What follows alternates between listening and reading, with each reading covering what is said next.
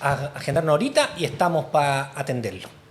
Muy bien, y nos vamos a ir con nuestro próximo entrevistado, Mario Matus, doctor en Historia Económica, con quien queremos conversar sobre el costo de la vida, la inflación y este último aumento de la tasa de interés, Hassan. Sí, se aumentó fuertemente la tasa de interés. El Banco Central dice que va a ser la última vez que lo hacen, por lo menos en este ciclo, pero sí, ha sido blanco de mucha preocupación. Hola Mario, ¿cómo estás? Hola, bienvenido Mario, muchas gracias por conectarte esta mañana.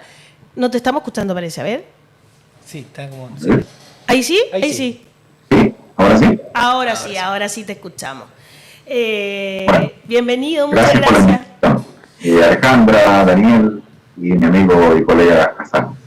Hassan, comienza usted a propósito la conversación entonces sobre esto que tiene que ver con esta última noticia, que el alza, que prometieron ser la última, de la tasa de interés por parte del Banco Central. Vamos muy simple para ayudar a nuestra audiencia, ¿no? Que tenemos una crisis económica importante, ¿no es cierto? Que está muy alta la tasa de interés en Chile, a niveles históricamente altas, y eso tiene un efecto en bajar los salarios reales. O sea, tu poder de compra, cuánto tú puedes comprar del supermercado con tu salario, baja por esta situación de alta inflación. Entonces, eso es una parte de la crisis. La otra parte de la crisis es que también el mercado laboral, el trabajo, está también como débil. No es que hemos recuperado los niveles de empleo pre-pandemia o que se han recuperado en el número absoluto.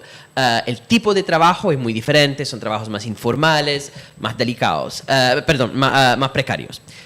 Frente a esa situación, el Banco Central está subiendo la tasa de interés que ayuda a frenar la inflación, pero podría también aumentar el desempleo, porque hace más caro esto de endeudarse para las empresas. Entonces las empresas, la gente consume menos y eso baja los aumentos de precio, pero al mismo tiempo también baja la contratación. Entonces esa es la tensión entre el desempleo y la inflación, muy simple. Lo que quería preguntar entonces a Mario es que hay personas que han estado criticando esta decisión del Banco Central. Estoy citando ahora de Marco Kremerman, ¿cierto?, de la Fundación Sol. El Banco Central ha subido de manera agresiva y exagerada la tasa de interés. Se necesita pronto... y esto va a tener un impacto muy fuerte, esa decisión del Banco Central, dice Marco Kremerman. Tuvimos acá también a Gonzalo Mattner, que también dice una cosa similar, que subir la tasa de interés va a tener efectos muy negativos en términos de empleo, en la actividad económica vamos a tener una recesión el próximo año, y entonces eso no es una buena forma de enfrentar el problema inflacionario. ¿Cómo lo ves tú, Mario? Es tremendamente complejo porque tienen algo de razón, lo que dice Marco y lo que dice Mander. ¿En qué sentido? En que, por un lado, tenemos un cuadro inflacionario que se ha ido agravando, pero que hay que situarlo también a escala global. Claro. Tenemos una economía mundial que está azotada por la inflación y que en todas partes del mundo tiene dos componentes. Tiene un componente interno y un componente externo. ¿Cuál es el componente interno? El componente interno tiene que ver con todos los precios de bienes y servicios, de productos, digamos, que son dentro del mercado nacional. Entonces, y eso se le llama inflación subyacente. Dentro de la canasta hay una cantidad de productos, digamos, y servicios que forman parte de la inflación subyacente y que dejan fuera el aporte externo, que normalmente está dado a su vez por dos vías, digamos. Por un lado, dejan fuera a lo que es combustibles y alimentos, que eso le llamamos inflación residual, ¿ya?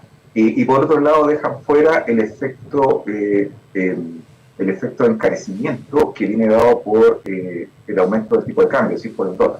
Claro. Esas dos cosas quedan fuera, ¿no? Por un lado, combustibles y alimentos, y por otro lado, dólar. Entonces, para resumir, y hacerlo lo más didáctico y sencillo, ¿no?, es que hasta el año 2021, fines del 2021, teníamos un cuadro inflacionario en el que el principal componente era de origen interno. ¿Por qué era de origen interno? No era de origen externo.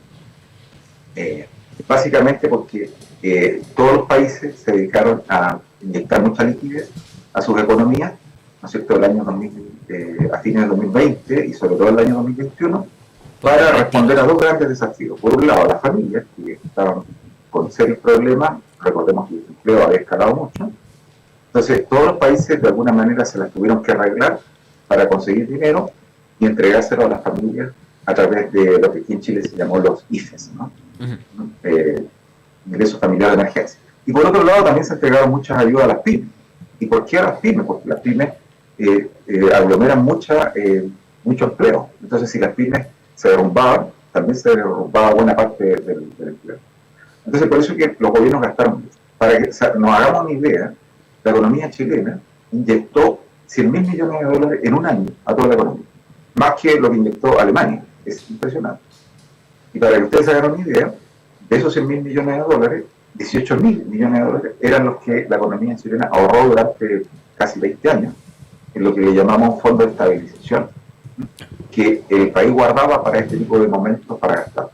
Lo demás vino básicamente por los retiros de las, ¿no es cierto?, de las que las personas ahorraron por 30 años. Claro, y por otro lado, ¿no es cierto?, también por otro tipo de aporte que se hicieron a cuenta de bonos de deuda que el país emitió para poder financiar esas ayudas. De ahí vinieron esos 100.000 millones de dólares. Entonces, y se gastaron todo. Eso generó, para que recordemos, una inflación de sobre el 12% al final del 2021. Entonces, ¿qué es lo que ocurre? Esto estaba pasando en todo el mundo, con distintas características. Pero en todos los países se empezó a inyectar mucho dinero y se generó la misma inflación, ¿no es cierto? Hasta ahí estamos bien. Bueno, entonces vino febrero, el famoso febrero de 2022, donde, ¿no es cierto?, Rusia invade Ucrania, ¿no? Y ahí, entonces, ¿qué es lo que ocurre? Que el componente externo, por un lado, alimentos y combustible, que hasta ahora no había tenido una gran participación en nuestra inflación interna, como en la de muchos países, empezó a cobrar mucho protagonismo y a desplazar la importancia que había tenido el componente interno. Entonces, ¿qué es lo que ocurrió? Los combustibles, tanto sea, no sé, todo petróleo, gas natural, carbón, licuado, lo que sea, todo eso empezó a aumentar y eso subió mucho de precio, se duplicó, se triplicó en algunos casos, y eso obviamente que le fue pegando a nuestra economía. Recordemos que por encadenamiento de precios, cada vez que suben los precios de los combustibles, eso termina afectando el precio del pan, del transporte, de todos los sectores productivos, incluso de los servicios. Entonces eso afectó todo. Y por otro lado, ¿no es cierto?, los alimentos. Recordemos que, así como es gran productor de hidrocarburos, de combustibles fósiles, Rusia y Ucrania producen también fertilizantes y producen muchos cereales. Entonces, eso también empezó a castigar el precio de los alimentos.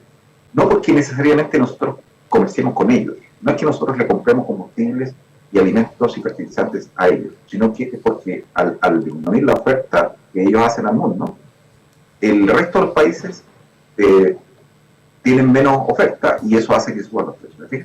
Entonces, bueno, entonces se sumó este elemento en febrero del 2022 y empezaron a cambiar las tornas. Lo que había sido un predominio de factores internos empezó a transformarse en un predominio de factores externos. ¿Bien? Hasta ahí vamos bien. Bueno, entonces, y aquí viene el tercer factor, que también es externo. Entonces, hasta ahí, los países, digamos como Estados Unidos y Europa, habían tenido una inflación interna que era la subyacente, que la habían ido aumentando debido al gasto que ellos tuvieron que hacer, pero todavía no aparecía con gran fuerza el otro componente que era debido a la guerra.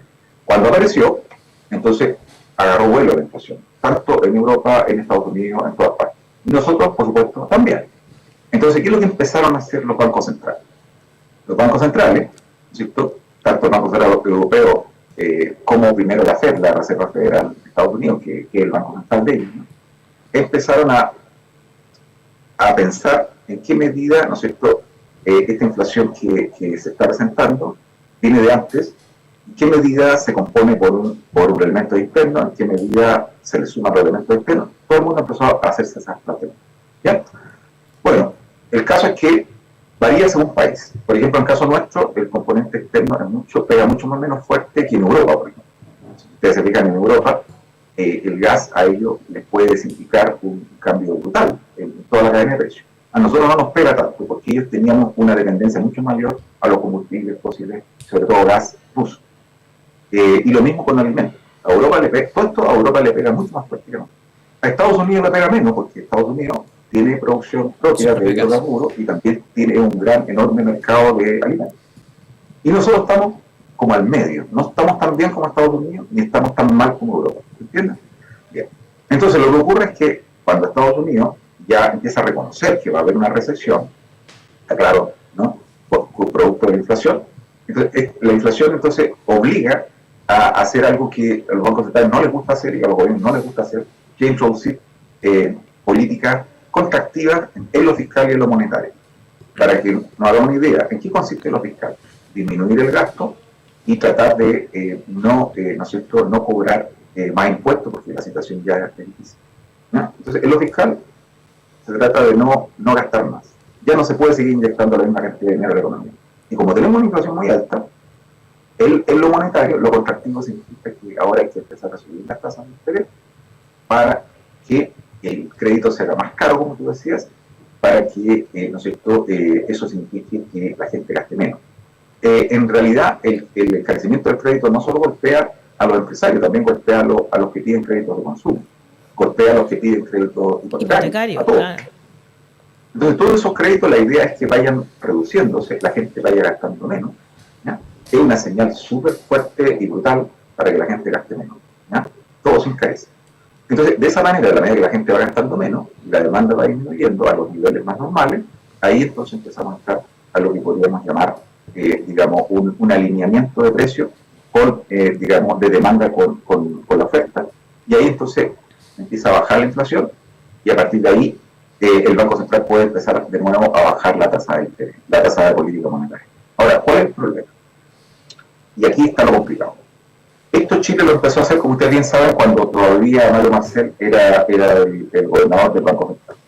Entonces, él decidió, junto con el Banco Central, correctamente, yo creo, que había que empezar a subir la tasa de interés, ¿ya? Y eso se empezó a hacer incluso antes de que se terminaran de desechar los últimos retiros, si ustedes recuerdan, ¿no? O sea, estamos hablando de mediados del año pasado. Entonces, se empezó a subir la tasa, y Chile ya estaba sobre una tasa del 8, creo, antes de que asumiera Rosana Costa, sí, ¿ya? Como nueva gobernadora. Y entonces el país se adelantó a lo que empezó a hacer la Reserva Federal en Estados Unidos, que empezó a hacer lo mismo, pero más recientemente. Todo el mundo sabía que la Reserva Federal en algún momento iba a tener que hacer esto, pero no querían hacerlo porque es un golpe muy severo a los bolsillos de la gente, ¿ya? Y por otro lado, como tú bien dices, Hazard, esto trae irremediablemente una contracción económica severa, una recesión. Claro, porque... explicarlo a la gente.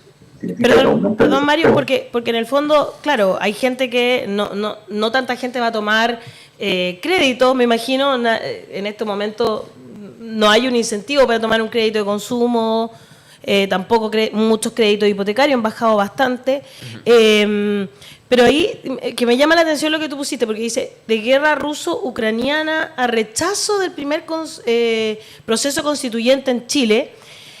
Es interesante porque en el fondo ese título significa entonces que el rechazo del proceso constituyente también significa para nosotros al final, tiene una ¿ciencia económica? Eso, ¿Y financiera? Como un perjuicio económico.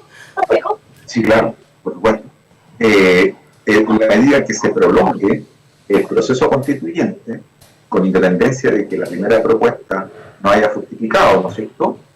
Y que eso obliga a que se siga dando vuelta, que necesitamos nuevas reglas. Por decirlo en simple, lo que la gente dijo, ¿no es cierto? La ciudadanía mayoritariamente fue, por un lado, que no quería esta nueva propuesta, quedó claro, pero tampoco que sigan prevaleciendo las reglas puestas por la dictadura de Pinochet en su constitución.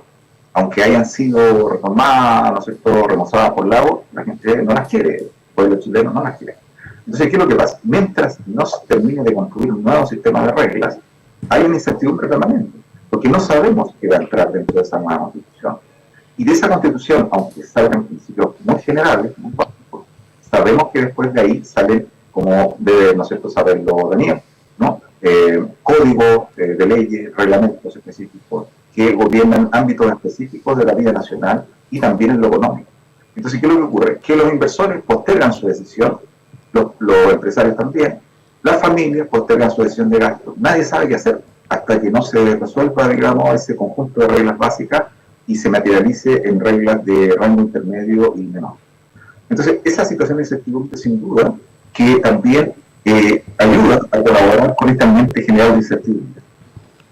Qué fuerte. ¿Qué más, Alejandra? Sí, qué fuerte saberlo, porque en el fondo, o sea, yo creo que, por ejemplo, es una de las cosas que nadie dijo durante la campaña y que se podría haber utilizado como un argumento muchas veces, creo, fíjate. Pero si recién ayer o anteayer la derecha dijo que no iba a salir esta cuestión en octubre. Sí, pues lo dijeron. Ayer. Sí, esto implica más. Y de hecho están amenazando. Dijeron los bancos. Bastante fuerte eso. Entonces eso implica que en fondo no les interesa apurar y uno dice, bueno, los inversionistas van a seguir postergando sus decisiones, las familias van a seguir postergando sus decisiones, no nos quejemos y tiene responsabilidad el sector de derecha, que además son los que tienen las lucas. Es como bien contradictorio, ¿no? Sí, es así.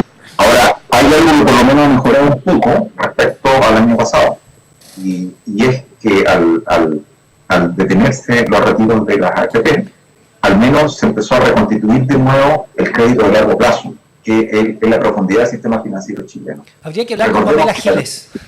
Sí, porque hay parlamentarios que insisten en volver a lo de los retiros. Que, para que quede súper claro, así en términos concretos a nuestro público, ¿qué pasaría si se aprobara un nuevo retiro en se el gasta más, bolsillo de los todo chilenos? se encarece. Bueno, en primer lugar, vamos a verlo por etapas. En primer lugar, el nuevo sistema de pensiones requiere ser financiado. No es pensar de que vamos a tener que crear un nuevo fondo para financiar un nuevo sistema más justo, como lo queramos, el sistema del gobierno con la nueva constitución. Hay que tener un fondo de reserva que se llama para financiar el nuevo sistema. Si la gente sigue retirando, no va a haber dinero para financiar el nuevo sistema. Y eso significa que el país se va a tener que endeudar, va a tener que entrar en otro tipo de decisiones que son muy dañinas para poder dar vida a ese nuevo sistema. Entonces, tenemos un primer problema de financiamiento del nuevo sistema de pensiones. Un segundo problema es que el sistema financiero chileno, que es muy profundo, y hasta el año 2020 ofrecía las tasas de interés más bajas para el crédito hipotecario en toda América Latina, ese sistema financiero se financia a su vez, es decir, ese sistema financiero recibe aportes para prestar a su vez a la gente crédito hipotecario, por ejemplo, a través de, entre otras cosas, los fondos de la AFP. Entonces, si los fondos de la AFP se reducen, la cantidad de dinero que queda disponible para que el sistema financiero lo preste a los que piden crédito hipotecario disminuye. Y al disminuir, lo que sucede es que los tipos se ven obligados a subir también las tasas. O sea, las tasas de los créditos hipotecarios aumentan por un lado, porque el Banco Central aumenta la tasa de política monetaria, pero también aumenta porque la cantidad de dinero disponible para prestar disminuye. Entonces, suben por esas dos razones. Y eso significa que al aumentar la tasa, ocurre que ahora ¿no es cierto?, el costo del dividendo aumenta mucho más. Entonces, el dividendo, eso significa que ahora ya no puede ser entregado un crédito a largo plazo de 30 años, empiezan a reducirse los años por los cuales se ingresan los créditos, y por otro lado se recalcula cuánto tiene que ganar la persona para poder pagar ese dividendo. Claro. Si es la cuarta parte de su sueldo, ya no le alcanza. Entonces, mucha gente ya queda fuera de los créditos hipotecarios con todo eso. Entonces, lo que ha ocurrido en los últimos 2 años es que los jóvenes especialmente y las familias que estaban ahorrando para un crédito hipotecario tuvieron que desechar completamente la idea y lamentablemente van a tomarse varios años antes que se vuelva a recuperar completamente el sistema financiero para poder entregar esos créditos de largo plazo a bajas tasas. Y hay que esperar que también el Banco Central vuelva a bajar la tasa de política monetaria. Entonces, es un problema gigante. Y el tercer efecto, que más se nombra, pero yo mencioné los otros porque nunca se nombra, claro, es justamente la inflación. Porque si tú tienes, voy a ponerlo en sencillo, para que todos sepamos, ¿no? Si la producción en Chile es 100, esa producción no puede triplicarse de un día para otro, ¿no? Si es el Producto Interno Bruto total de Chile es 100, ¿no? Y por otro lado, la cantidad de dinero que hay en Chile es 100, está en armonía, ¿se fijan? Entonces, la cantidad de bienes que se ofrecen está en armonía con la cantidad de dinero que tiene la gente para comprarlos, 100 versus 100. Pero ¿qué es lo que pasa si nosotros aumentamos mucho la cantidad de dinero que está disponible y no aumenta la cantidad de producto, digamos, de la oferta disponible? Lo que va a ocurrir irremediablemente es que al tener más dinero en los bolsillos, en las manos de la gente, va a empezar a disputarse, a competir más a través del precio por los productos que no han aumentado en número. Entonces, al suceder eso, ocurre una inflación que se llama, ¿no es cierto?, de tipo monetario, por emisión monetaria, ¿ya?, que es una inflación de demanda. No es que los productos, y esa es la inflación que se produjo el año pasado, ¿ya?, que no era por la guerra, no era por factores externos como el dólar o por combustible, por eso. Era porque en el fondo aumentó mucho la cantidad de dinero, ¿ya?, y la producción se mantuvo como siempre. Entonces, ley de oferta y demanda, lo más básico en la economía. Ya. 2 personas quieren la misma tele, sube el precio de la tele. Es obvio. No, claro, Pero va a haber una exigencia pública, política, muy fuerte para más retiros el próximo año, creo yo, porque va a haber una recesión. El tema acá es que Mario es experto en salarios. Y el tema es que si el Banco Central sube la tasa de interés tratando de controlar la inflación, y eso genera una situación de desempleo importante, las personas van a sentir, pero acá no tenemos recursos, la economía está en muy mal estado, estamos sufriendo, queremos hacer retiros. Y eso es más o menos la crítica de Marco Kremer y de Gonzalo Madner, preocupándose de lo que hace el Banco Central. El problema, por eso la pregunta, insisto, a Mario, es que si no se sube la tasa de interés, entonces vamos a tener alta inflación que sigue, y eso va a estar corrompiendo, reduciendo el poder de compra, y entonces va a haber demanda para retiros de todas formas.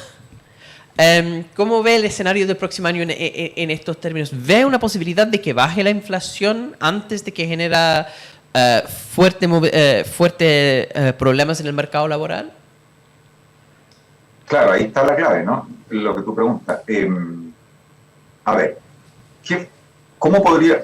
Todos estamos apostando, rogando, ¿no es cierto?, a todos los santos para que baje la inflación, ojalá entre 5 o 6% a mediados del próximo año, y con eso, ¿no es cierto?, ya el Banco Central podría ir bajando la tasa de política monetaria y no solamente dejarla quieta como la dejó ahora, ¿no?, por 6 meses. Esa es buena señal la que hizo el Banco Central, porque en el fondo dice, y esto tiene una lógica muy interesante, porque ellos dicen, no sacamos mucho con seguir subiendo la tasa, y en ese sentido le hacemos caso a Marner y a Kremerman y a muchos más que venían criticando que seguir subiendo la tasa no iba a avanzar mucho en bajar la inflación, porque el componente externo no te lo permite. Podemos castigar todo lo que queramos, la inversión interna, el desempleo, hacerlo aumentar, pero eso no va a hacer que se abarate el dólar, ni que se abarate los combustibles, ni que no haya guerra, digamos. Hablen con Putin mejor, Hablen con Putin, ahí está la solución, no acá adentro. Claro, es decir, como no podemos controlar los factores externos, no vamos a lograr bajar la inflación siguiendo elevando la tasa. Entonces, lo que vamos a hacer es dejar de elevar la tasa a la espera, ¿no es cierto?, a la espera de que ahora los factores internos, sin más gastos, sin retiro, sin IFE, sin nada de eso, ¿ya?, eso empieza a reducir el gasto de la familia, del Estado, de las empresas, y eso nos permite tener una inflación de 5 o 6% a mediados del próximo año, y con eso ya podemos empezar a bajar la tasa, primero del 11, ¿no es cierto?, al 10, qué sé yo, la vamos bajando a poquito, y con eso se va a recuperar. Ahora, mientras tanto no ocurre, como bien dice Hassan, ¿no?, lo que vamos a tener es un aumento del desempleo. Pensemos que hay 1 millón de personas que no lograron recuperar plenamente el empleo antes del 2000 de la pandemia, ¿ya? No lo han logrado, hay gente, sobre todo las mujeres, no lo han logrado recuperar. Pero además, cuando hay un aumento del desempleo, recordemos que eso tiene un efecto sobre los salarios. Por un lado, a través de los salarios nominales, porque hay un mayor número de personas desempleadas, por lo tanto, eso hace caer, ¿no es cierto?, el equilibrio entre demanda y oferta de trabajo. Entonces, hace caer los salarios. Y luego, la inflación vuelve a hacer caer los salarios, pegándole a través del costo de la vida. Entonces, lo que tenemos es más desempleo, ¿no es cierto?, y menores ingresos para las familias hasta mediados del próximo año. Es una situación muy compleja, como dice Hassan. Por lo tanto, a mí no me extrañaría en absoluto que volvieran a aparecer presiones para elevar el gasto, para elevar, ¿no es cierto?, para volver a los retiros, etcétera, etcétera. Van a haber situaciones, se van a dar.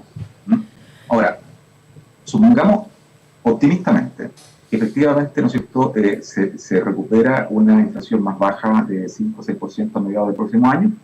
Ahí empezamos a normalizar esto, y ahí al bajar la tasa, al abaratar el crédito, ¿no es cierto?, ahí empezamos a ver que los empresarios empiezan a volver a recuperar la actividad, demandan más trabajadores, y al demandar más trabajadores baja el desempleo y empiezan a subir los salarios nominales. Como está bajando la inflación, también empiezan a subir los salarios reales. Esa es la apuesta. Ahora, ¿qué es lo que yo creo que está complicado? Y ojalá, espero equivocarme, ¿ya? Y ahí Hassan a lo mejor tiene otra visión y que me gustaría escuchar también. Yo creo que el problema que hay hoy día es que, digamos, eso depende mucho de, ya no solo de factores internos. Lamentablemente depende mucho de la escalada de la guerra, ¿ya? Si la guerra sigue escalando, se van involucrando más países, en el sentido no bélicos, sino que aportando más ayuda económica, qué sé yo, o tomando decisiones que de alguna manera agraven la situación económica mundial. Esto no va a ocurrir. No va a haber reducción de la inflación en el próximo año, ¿ya? Yo espero que sea así, estamos todos esperando que funcione. ¿Por qué creo que hay indicios que son peligrosos? ¿No? Y los digo para que lo vayamos tomando en cuenta. Una es porque se está generando una guerra, no solo económica, no solo bélica, sino que guerra de tasas de interés entre los bancos centrales. Quiero repetir cómo funciona esto porque para que lo comprendan. Eso es bien ¿ya? importante. Es súper grave lo que está ocurriendo. ¿Qué es lo que pasa? Que al subir la tasa de interés, la Reserva Federal genera un diferencial de intereses que se pagan por depósitos que hacen los inversores. Entonces, ¿qué es lo que sucede? Gente que en todo el mundo tenía repartidos sus dólares en varios países, ahora los retira de ahí y se los lleva a Estados Unidos porque en Estados Unidos le ofrecen un mayor tipo de interés. ¿Okay? Eso ya pasó una vez. Pasó en los años 80 cuando Paul Volcker elevó mucho las tasas de interés y generó una crisis de deuda gigantesca para América Latina y buena parte del mundo. ¿Por qué? Porque se retiraron así de forma abrupta muchos capitales que estaban de cartera, que estaban en América Latina, y se fueron a Estados Unidos y nos dejaron a nosotros con una hoja de parra por delante y otra por detrás, porque en el fondo nos dejaron con la cuenta de capital en negativo. Si a eso se le suma una crisis productiva que va por la balanza comercial, ahí tenemos el cuadro, el peor de los mundos. Entonces, en este momento estamos en una situación muy parecida a lo que ocurrió a fines de los años 70 cuando la Reserva Federal elevó los tipos de interés. ¿Qué es lo que pasa? Que eso hace subir el dólar inmediatamente. ¿Por qué? Porque todos los dólares se van a Estados Unidos. Entonces, los dólares al irse a Estados Unidos ya hacen subir el dólar en todo el resto del planeta. Ahora, esa subida no es una subida sana, no es una subida real, que esté, digamos, de alguna manera respaldada por la economía real. Es una subida meramente especulativa, porque en el fondo son movimientos, son flujos de corto plazo, digamos, que se dan por el diferencial de tasa. Entonces, ¿qué es lo que pasa? La Reserva Federal va a seguir haciendo esto. Yo espero que en algún momento también lo pare. Porque si no lo para, el problema, la inflación en Chile no va a bajar. Porque el dólar va a seguir subiendo para Chile, para Europa, para todo el mundo. Y los combustibles también van a seguir subiendo porque se pagan en dólares. Y todo lo que es importado se paga en dólares. Claro. Entonces, si la Reserva Federal sigue subiendo la tasa, ¿ya? Y los demás seguimos, nos vemos obligados a seguir subiendo nosotros, digamos. ¿Ok? Ahora, es tan grave la situación que hay algunos economistas que están hablando ya de la necesidad de volver a hacer lo que se hizo en el año 85, cuando esto se dio, que es crear lo que se llamó el Acuerdo de Plaza. En un hotel que se llama Plaza, en Nueva York, se reunieron por instancias sobre todo de Alemania y de Japón, ¿ya? Los banqueros centrales, y le obligaron, o sea, le exigieron a Estados Unidos a devaluar el dólar, es decir, hacerlo caer, porque el dólar está enloquecido, está a un nivel alto, pero sin que nada real lo respalde. Es solo por este flujo desesperado de capitales. Y esto está generando recesión en todo el mundo, pero además, como Estados Unidos no le pone fin, genera una guerra de tasas, que todo el mundo va subiendo tasas. Entonces lo que tenemos, por un lado, es que todas las economías podrían pasar de un cuadro recesivo mundial a un cuadro contractivo que es mucho peor, que podría ser una depresión económica mundial, como la del año 29. Chuta. ¿Qué es lo que ocurrió el año 29? El año 29, los países, el 25, decidieron volver al patrón oro y se produjo una contracción de toda la economía europea y eso afectó a Estados Unidos y después se transformó en crisis económica mundial. El 29. Claro. Lo que está pasando Había gente que se si todo el mundo suicidaba. sigue subiendo la tasa, Terrible. claro, y no le pone fin, a eso, y si el dólar sigue subiendo enloquecidamente, lo que va a pasar es que no solo la depresión, la depresión económica en Europa está cantada, no hay que hacer nada, o sea, ya está, va a haber. Alemania se cree que va a caer en un 3% del Producto Interno Bruto y el conjunto de la Unión Europea podría estar cayendo entre un 0,5 o un -1, pero va a caer. O sea, Europa ya está lista. Pero eso se podría transformar en una depresión mundial si no se pone fin a esta escalada de tasas de interés, ¿no es cierto? Y el cuadro recesivo se podría transformar en algo mucho peor. Entonces, lo que se está diciendo hoy día es que se necesita que todo se junte en un lugar, por lo menos los banqueros centrales, el presidente, y acuerden una liquidación de moneda de dólares en todo el mundo, que es lo que está intentando hacer China, para que el dólar vuelva a bajar un valor más o menos normal, ¿no? Si eso se logra, ¿ya? Y si la guerra no sigue escalando, no comprometiendo a más gente, podríamos tener entonces que se ponga fin a esa escalada de tasa y podríamos tener una inflación del 5 o 6% en Chile. Mario, te voy a leer algunos comentarios. Mónica Carola Cañolev dice: estoy pagando la tercera parte de mi sueldo en dividendo actualmente. Edgardo Pizarro: los huevos están a 350 pesos, como si las gallinas fueran de Campo Feliz Montessori. Me encantó ese comentario. Ana María Suazo dice: vamos, Chilito, ¿hasta cuándo nos quitan nuestras platas de la AFP? Tenita Navarrete en Facebook dice: gracias, Hassan, nos permites acceder a materias económicas áridas para la comprensión general. Reinaldo Nova Salazar dice: las empresas siempre han tenido tasas preferenciales.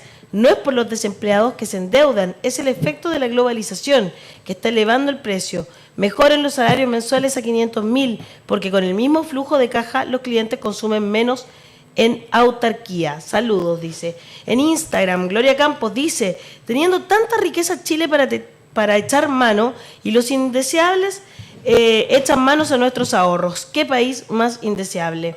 Uma Vestuario Femenino dice: ¿y ahora que nadie tiene para comprar la tele, bajará el precio de la tele?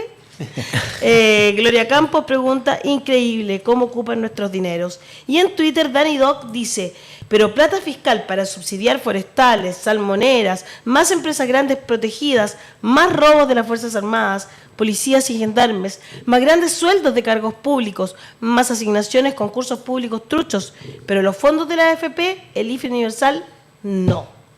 Esos son los comentarios de nuestro público a esta Son hora. las 12:20, ha sido muy entretenida la conversación, muy ilustrativa, te agradecemos harto, Y Mario muy Matus. apocalíptica. Sí, también, pero bueno, esperamos que... Es bueno tener el conocimiento, yo creo. Es ¿no? bueno tener esto claro en términos políticos. La peor cosa que podría pasar es que la gente empiece a culpar al gobierno o incluso al Banco Central. Yo creo que yo no soy tan crítico como Gonzalo Matner o Marco Kramer con el Banco Central, porque la situación es mundial y el gobierno y el Banco Central están respondiendo a una situación externa muy, muy complicada y con una estructura constitucional bastante desfavorable. Entonces, si van a culpar a gente por la crisis que viene, que culpen a la situación externa de Estados Unidos, manejada por Estados Unidos, y por el voto rechazo, y no al gobierno. Hay que identificar quiénes son los culpables en situación apocalíptica, porque el país puede por lo menos aprender la lección correcta. Muchas gracias, Bueno, eso Mario. es importante. Mario Matus, Bueno, gracias. doctor en Historia Económica, gracias por estar esta mañana aquí en La Voz de los que Sobran. Gracias a ustedes por la invitación, ha sido muy, muy entretenido y muy acogedor. Gracias, Que estén muy bien. que estén bien. Chao. Chao, chao. Ahí estaba Mario Matus, que nos deja claro el panorama y claro, y como dice Hassan también, apunta a quienes realmente son quienes provocan lo que ha pasado ahora último, ¿no? Interesante también aquello del rechazo, ¿va? Lo que decían que era al revés la cosa y así era, pues, o sea, si se rechazaba era lo más probable y es lo que sucedió finalmente. Es la incertidumbre, si La eso está claro. incertidumbre, lógico, pues el apruebo era la certeza de lo que venía. Bueno, no vamos a seguir llorando, solamente son análisis reales de lo que pasa en el país. Les dejamos un abrazo enorme. Tenemos ganadora ya, que se demora mucho en mandarlo, pues ve que después a mí se me va, no alcanzo. Ganadora del libro de hoy, Valeria Marambio, con el hashtag Gana con la Voz, please, please. quiz, voy en primero de historia. Y pucha que sería útil tenerlo para moi. Bueno, Hashtag la voz de los que sobran, se lo ganó para la toi. Valeria Marambio va a tenerlo este año en primer año ahí Muy bien. en la historia del neoliberalismo en Chile. Muy bien, Primer sí. tomo. Que esté muy bien. Exactamente, que esté muy bien hasta... Bueno,